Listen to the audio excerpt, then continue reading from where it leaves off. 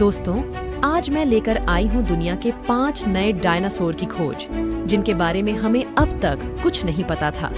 जब आप इनके बारे में जानेंगे तो आपको इनके अद्वितीयता से हैरानी होगी और आप इनके बारे में जानकर हैरान हो जाएंगे। Wonder of ear unique tales app. हाल ही में कुछ लॉजिस्ट ने स्टेनगोरा स्टैलिनगार्ड डायनासोर की खोज की है, जो करीब 17 मिलियन साल पहले आई थी। ये डायनासोर पूरी तरह से पौधों पर निर्भर थे और उनकी लंबाई 7 फीट तक थी।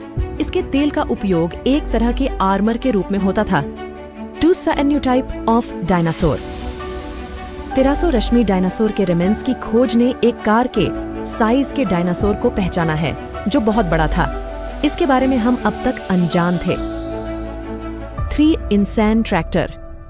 करीब 100 मिलियन साल पहले एक पक्षी के समान दिखने वाला डायनासोर समुद्र की गहराई में रहता था और समुद्री जीवों को शिकार बनाता था।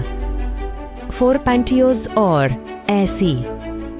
इस डायनासोर का खोज में आना करीब 66 मिलियन साल पहले हुआ था और इसके कंकाल से पता चला कि यह डायनासोर अब तक के खोजे गए सबसे प्रिय थे।